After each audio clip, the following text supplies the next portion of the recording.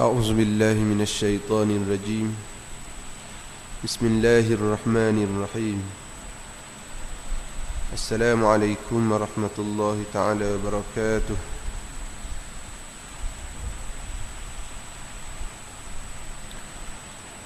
الحمد لله رب العالمين، والعاقبة للمتقين، ولا عدوان إلا على الظالمين. أشهد أن لا إله إلا الله وحده لا شريك له، وأشهد أن سيدنا محمدا عبده ورسوله. اللهم صل وسلم وبارك على سيدنا محمد. اللهم فقهنا في الدين، وعلمنا التأويل، واهدنا صراطك المستقيم، صراط الذين أنعمت عليهم من النبيين والصديقين والشهداء والصالحين، وحسن أولئك رفيقا يا أرحم الراحمين، والحمد لله رب العالمين. Alhamdulillah, sama-sama kita merafakkan kesyukuran kita kepada Allah Subhanahu wa taala yang masih lagi beri kepada kita ruang dan peluang untuk bernafas, untuk kita melaksanakan solat fardu maghrib secara berjemaah. Dan mudah-mudahan amal ibadah kita pada malam ini diterima oleh Allah Subhanahu wa taala dan dilihat sebagai amal soleh untuk kita bertemu dengan Allah Subhanahu wa taala. Di dalam kitab Bidayatul Hidayah, dalam bab yang pertama, pengarang menyebut perkara yang berkaitan dengan seseorang apabila mula kehidupan dia pada awal hari. Kita dianjurkan untuk baca satu doa. Doa dia panjang, tapi yang biasa dan ghalib kita baca iaitu Alhamdulillahillazi ahyana ba'dama amatana wa ilaihin nusyur. Siapa baca doa pagi tadi? Baca belaka? Bagus. Tak? Baguslah kalau baca. Dah ingat baca tadi. Tak? Pagi esok lah baca. Pagi esok dah baca kok.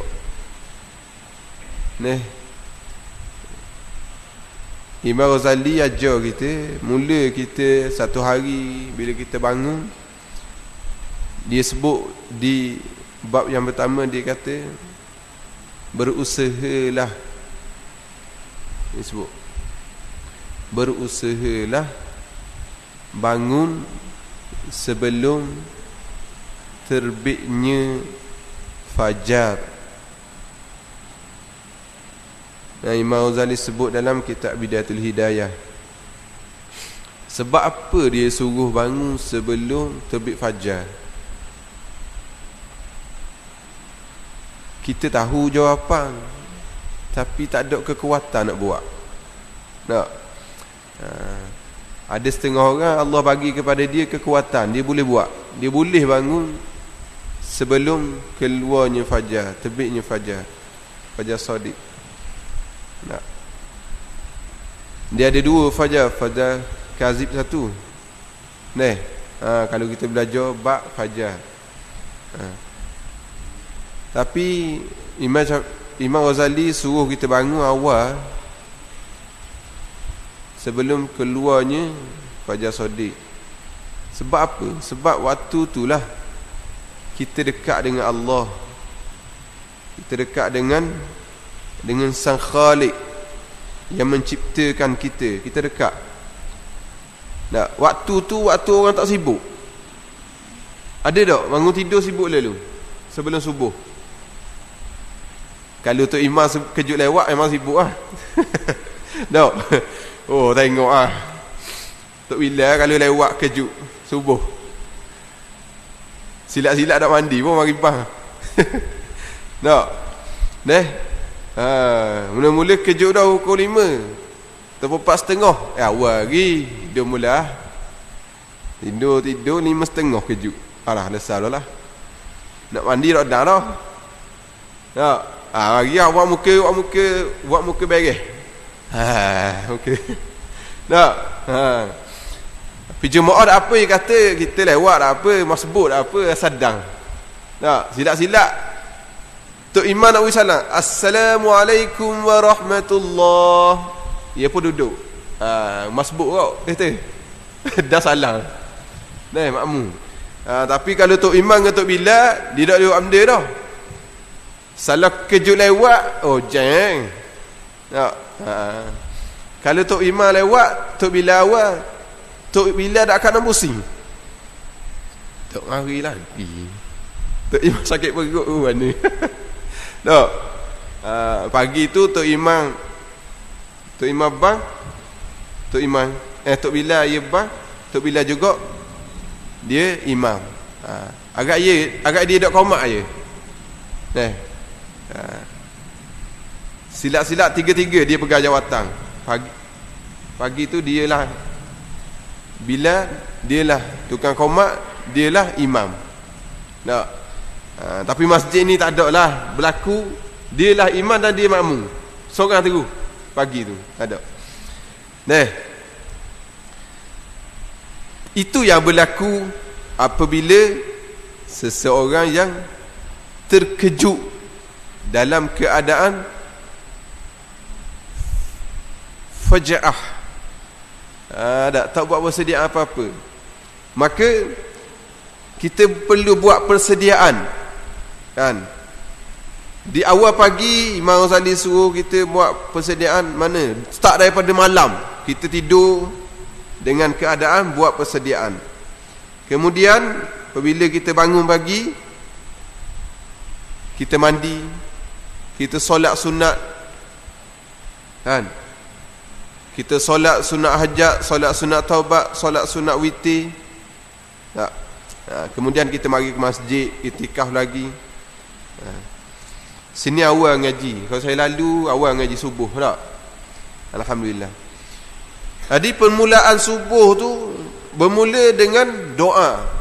Imam Ghazali pesan, dia bukan sekadar suruh saja, dia sebut berusahalah kamu dengan apa? Dengan berusahalah kamu ingat kepada Allah, zikrullah. Zikrullah macam mana? Zikrullah dengan yang pertama dengan hati. Zikrullah dengan hati. Yang kedua, zikrullah dengan lidah. Ittiba'. Kita ittiba' daripada lidah ni pergi kepada seluruh anggota. Tangan kita tadah, lidah kita sebut, hati kita ingat kepada Allah, kepala kita fikir tentang kebesaran Allah, tentang keampunan Allah. Itulah permulaan pagi kita. Maka kita perlu mulazamah, melazimkan supaya kita jadi terbiasa untuk berbuat perkara demikian. Itu mukaddimah. Maka malam ni kita sambung peringatan kepada orang yang lalai. Kitab Tanbihul Ghafilin. Kitab ini masih lagi kita berada di dalam bab balasan bagi orang yang makan riba. Di bahagian terakhir ni sabdaan Nabi sallallahu alaihi wasallam. Nabi sallallahu alaihi wasallam pernah bersabda, wahai umat manusia, takutlah kamu kepada Tuhan. Takutlah kamu kepada Tuhanmu dan 5 perkara. Nabi pesan kepada kita. Dah kita makan riba ke tak? Kalau tak lah tak. Nabi pesan kepada kita, takutlah kamu kepada Tuhan, yakni Allah Subhanahu wa ta'ala. Dan 5 perkara Nabi pesan. Apa benda? Yang pertama, kemudian Nabi sebut, tiada balasan sesuatu kaum yang mengurangkan sukatan melainkan menurunkan oleh Allah Subhanahu wa ta'ala bala ke atas mereka. Kita sebut dah kan, perbuatan-perbuatan yang mengurangkan, yang tidak berlaku keadilan, maka ia mengundang, sebenarnya ia menjemput bala daripada Allah Subhanahu wa ta'ala. Jemput bala. Tak nega, jadi juri, tak adil, tak berlaku keadilan, maka di sana dia sebenarnya menjemput bala daripada Allah Subhanahu wa ta'ala. Dan macam mana kita tak ambil jemput bala? Ada sifat berlawanan, iaitu kita jangan orang kata keleton orang. Tak, keleton orang. Jangan keleton orang. Supaya apa? Supaya Allah Subhanahu wa ta'ala menahan bala dan turun kepada kita rahmat dan maghfirah. Rahmat, kemudahan dalam hidup. Kita boleh duduk dalam masjid dalam keadaan tenang, rahmat. Tak, ni pula musim hujan ni, kena buat standby, kena buat persediaan, macam-macam benda kena bersedia. Dan dikhabarkan Terengganu kita agak berhati-hati kan. Agak memang perlu dalam, kita perlu, kalau boleh katakan, kita boleh kata kena berada dalam keadaan bersedia. Kawasan ni antara tempat paling tinggi sini tak, gong tuk nasi. Orang sini nak gila ya. Tak payah galak nak pergi Taman Hadi Indah, nak lari di ni, takut naik air sini. Tak payah, sebab sini tinggi. Jadi buat persediaan. Maka macam mana kita nak buat persediaan untuk balik kepada Allah? Antaranya Nabi sebut, jangan mengurangkan sukatan, melainkan tak ada cara lain dah. Kalau perkara tu buat juga, Nabi sebut tak ada perkara lain dah. Apa yang berlaku, kecuali yang akan berlaku tidak lain tidak bukan adalah Allah Subhanahu wa ta'ala menurunkan bala kepada kaum tersebut. Allah turunkan bala. Bala dahulu dah banyak bala-bala yang turun. Bala-bala yang Allah turun, bala yang Allah turun kepada kaum-kaum terdahulu, menjadi iktibar kepada kita. Tetapi pengajaran yang kita ambil, kadang-kadang sebahagian manusia mengambil pengajaran, dan kadang-kadang manusia tidak mengambil pengajaran kerana manusia tidak merasakan bala Allah ini pedih. Tak rasa bahawa bala adalah benda yang pedih. Tak, dia tahu kena api, kena pisau, kereta terbakar, badan terbakar, barulah rasa itu bala. Tuan-puan, muslimin muslimat, bala apabila kita jauh dengan Allah, itu dah bala. Kita tak rasa rindu kepada masjid, dah bala. Kita tak rasa risau tentang ibadah kita, dah menjadi satu bala. Maka bala ini adalah salah satunya baun, antaranya kita jauh dengan Allah Subhanahu wa ta'ala. Allah turunkan bala ke atas mereka. Harga makanan menjadi mahal. Antara benda yang Allah turunkan bala, iaitu harga makanan menjadi mahal. Ni di mana benda ni sebut ni? Dalam hadis. Nak yakin ataupun tidak bergantung kepada ilmu yang kita ada. Kalau kita ada ilmu tentang mustalah hadis, asbabul wurud, sebab-sebab keluarnya hadis, maka kita boleh yakin ilmu-ilmu tentang hadis. Ilmu hadis, hadis ahad macam mana, hadis Bukhari macam mana, kan? Hadis dhaif macam mana, hadis sahih macam mana. Maka apabila kita ada ilmu tersebut, kita dapat memahami betapa besarnya makna daripada lafaz-lafaz hadis tersebut. Harga barang menjadi mahal dan segala buah-buahan berkurangan. Segala buah-buahan berkurangan. 3-4 hari lepas saya dengar orang duduk sembang. Dia kata sayur tak cukup, sayur tak ada. Semalam saya pergi cari telur. Telur kena catu. Tak, catu. Sebab apa catu saya tanya kat telur kita balik. Ayah tak ada nak telur. Tak. Lori terbalik okey lagi. Ayah nak telur tak ada. Saya kata apa pergi melih habis ayam. Tinggallah ayam untuk telur tak. Tak ada telur. Nak beli 2 papang. Dia kata tak boleh sepapang je seorang. Itu bahan-bahan makanan. Berlaku tak zaman kita ni?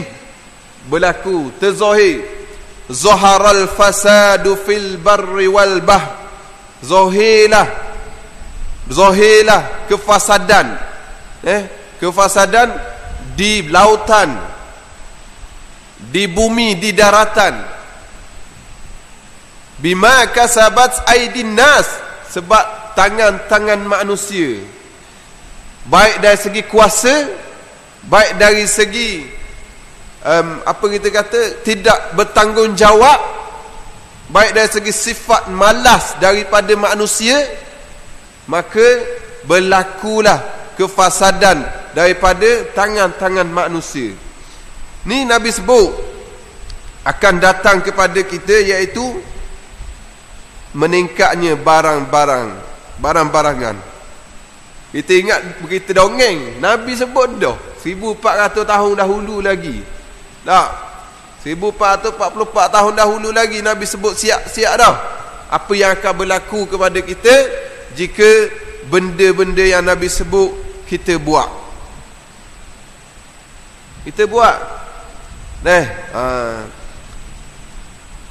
Baru ni saya sebut tentang bank.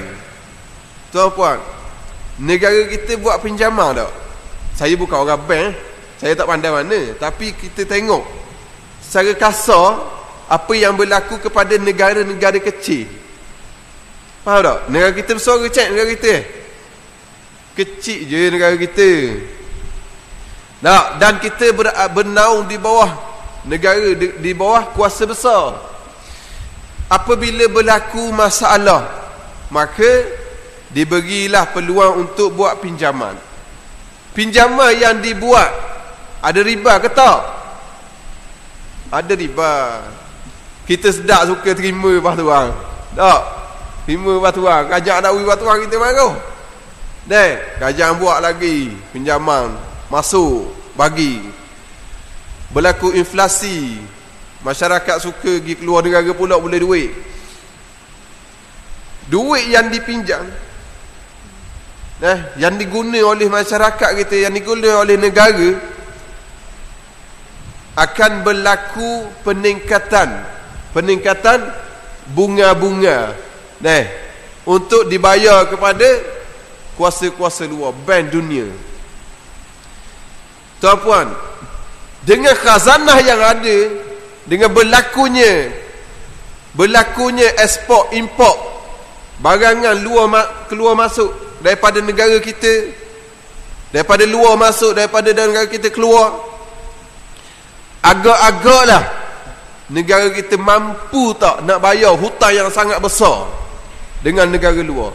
Tambah pula musim 2022 ni kita berhadapan dengan satu ujian lagi, iaitu hujang, dan kemungkinan akan keluar duit yang sangat banyak untuk perbelanjaan.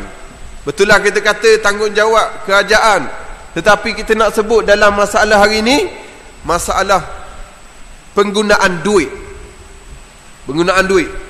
Tak. Negara terpaksa pinjam dengan Bank Dunia. Apabila tak mampu, perlu kita gadai sebahagian tanah, perlu kita gadai sebahagian aset daripada negara untuk apa? Untuk lansaikan hutang. Itulah kehidupan kita. Tak tahu berapa tahun lagi negara ni, tak tahu berapa tahun lagi dunia ini akan berlaku kiamat. Maka selagi tidak balik kepada sistem khalifah, maka beginilah kita hidup. Dan dunia ini akan berlaku satu masa nanti, akan datang Al-Mahdi dan dipimpin. Waktu itu diperintah dengan cara syariat Islam. Kemudian apa yang Nabi sebut ini, berlakunya benda-benda riba ni. Saya sebut tadi tu berkaitan dengan riba lah, tetapi dalam konteks dunia. Dalam konteks dunia, dalam konteks kampung, dalam konteks negeri, dalam konteks negara, ini berlaku. Harga makanan menjadi mahal dan segala buah-buahan berkurangan. Tiada balasan kepada kaum yang mengubah janji melainkan dibinasakan oleh Allah Subhanahu wa taala ke atas mereka dengan musuh mereka sendiri. Ada orang panggil dia makan diri. Betul tak? Makan diri. Makan diri.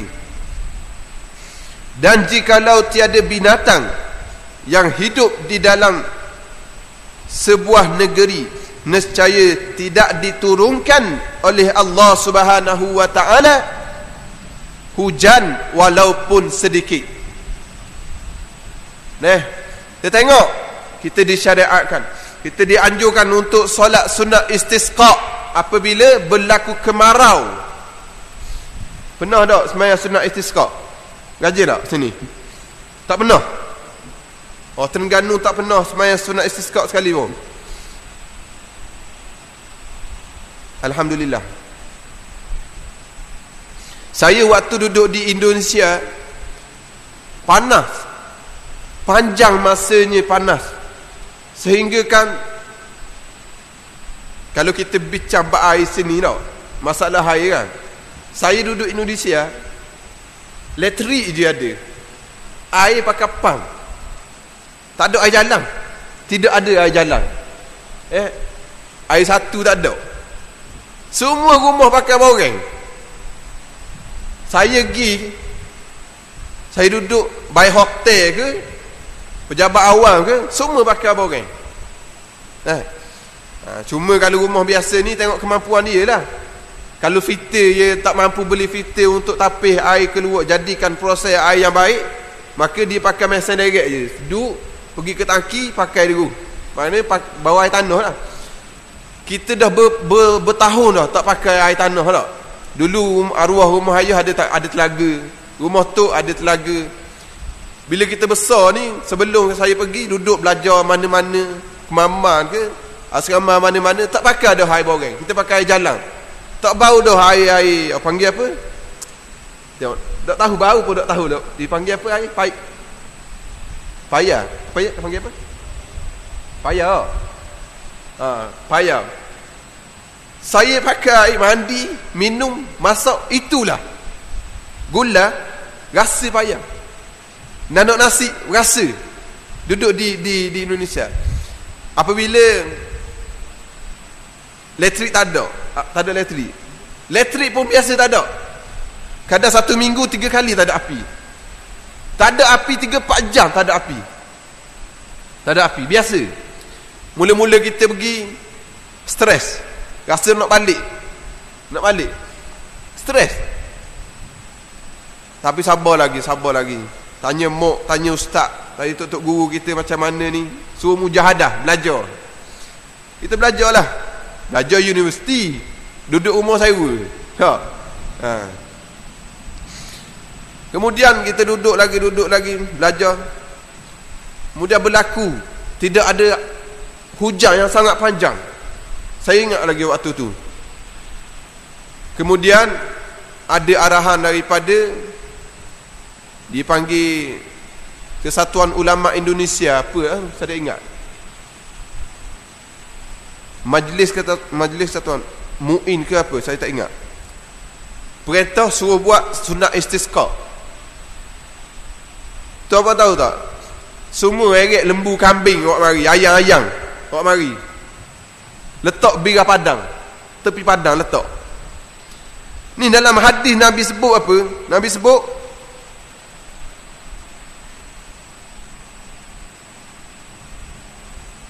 tiada balasan kepada kaum yang mengubah janji melainkan dibinasakan oleh Allah Subhanahu wa taala ke atas mereka itu dengan musuh mereka sendiri. Dan jikalau tiada binatang, jikalau tiada haiwan yang hidup, yang duduk hidup ni, baik burung, lembu, kucing, kambing, ayam, binatang yang hidup di dalam sebuah negeri, nescaya tidak diturunkan oleh Allah Subhanahu wa taala hujan walaupun sedikit. Sunat istisqa dianjurkan untuk kita. Apabila kemarau panjang, kita diajar untuk melaksanakan solat sunat istisqa. Dalam kitab Muniyatul Musalli ada menyebut huraian tentang bagaimana solat sunat istisqa dan apa yang kita perlu buat, apa yang dianjur di dalam tersebut. Dianjur untuk solat di mana? Di luar tu, atas tar tu. Buat luar. Merintih kepada Allah, taubat ramai-ramai di atas maksiat yang banyak kita lakukan. Perintah syariat suruh bawa binatang haiwan. Ada haiwan ternakan bawa, ada ayam bawa, ada ikan bawa, dengan ekor-ekor yang bawa, letak situ.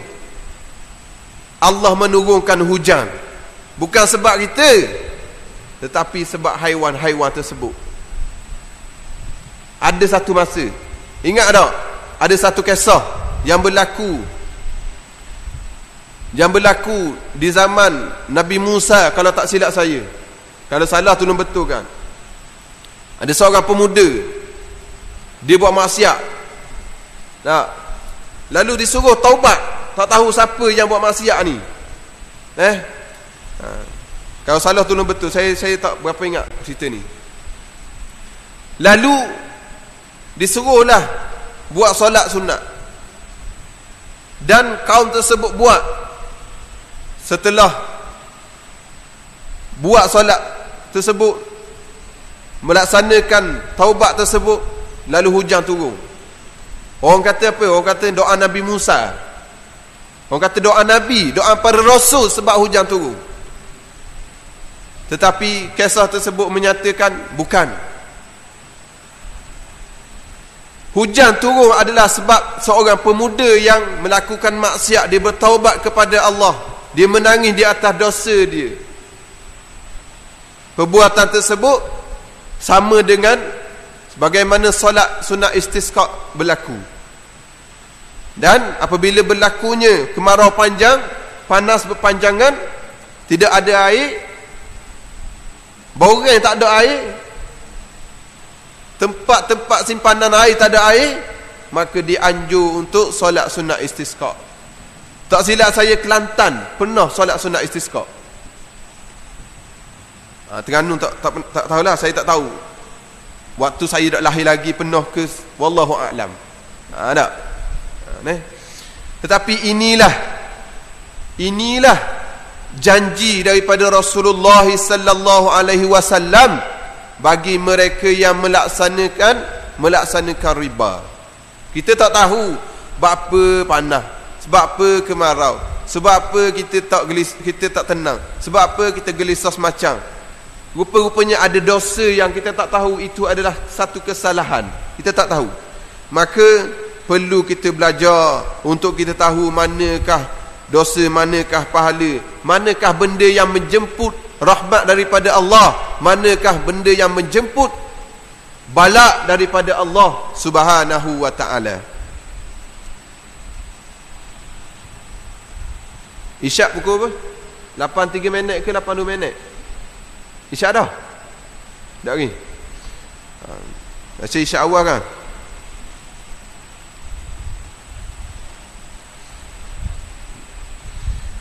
Kalau belum masuk, kita sambung sikit bab yang baru. 8.10. Takwin saya lah. Takwin saya di bawah JAKIM 8.10. Tu 8.10. Okey. Bab yang ke-7. Pengarang awak mari kepada kita bab yang ke-7. Qala muallif, kata pengarang, balasan orang yang meratapi si mati dan ganjaran sabar menghadapi bala. Ni.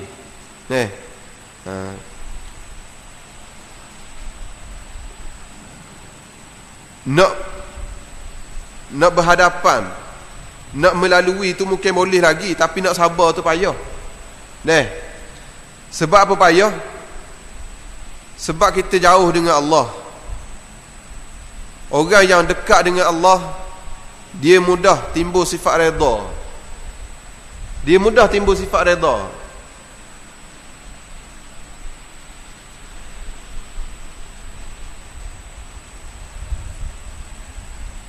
Sebab apa pengarang awak mari kepada kita satu tajuk yang kita rasa macam pelik, yang tak pernah berlaku di negara kita. Tetapi di negara Arab, orang Arab ni apabila berlaku kematian keluarga dia, orang-orang yang tersayang, dia akan meratap sehingga dia carikan baju. Dia carikan baju dia. Dia tunjuk bahawa dia ni sedih. Dia ni kehilangan seseorang. Seperti mana tidak redha apa yang ditentukan oleh Allah Subhanahu wa taala. Walaupun benda tu, kalau kita balik kepada ilmu basic dalam bab akidah, segala-galanya telah disusun oleh Allah Subhanahu wa taala. Bilakah kita dihidupkan? Bilakah kita dikahwin jodohkan? Apakah rezeki kita setiap hari? Bilakah kita dimatikan? Semua diatur oleh Allah Subhanahu wa taala. Bila kita balik semula kepada asas ini, maka kita renung balik.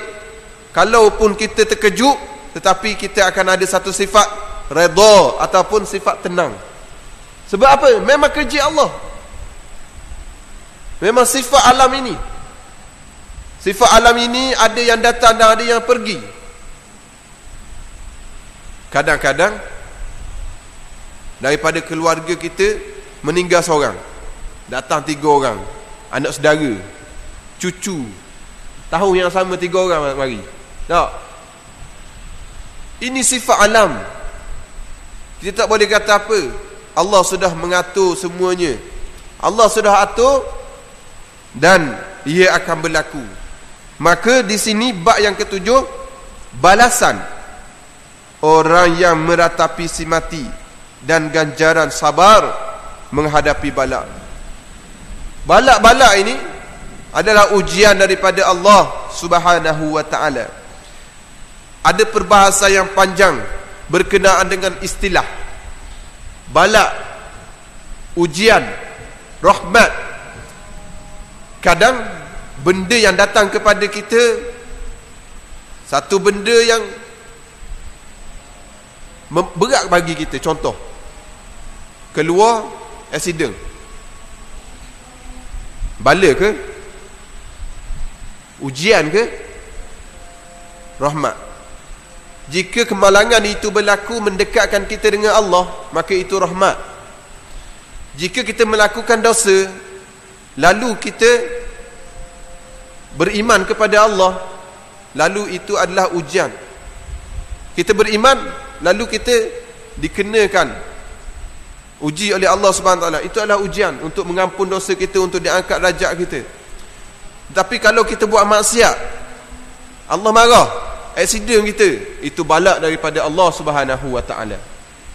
Perbahasan ini ada perbahasan yang berbeza di antara ulama.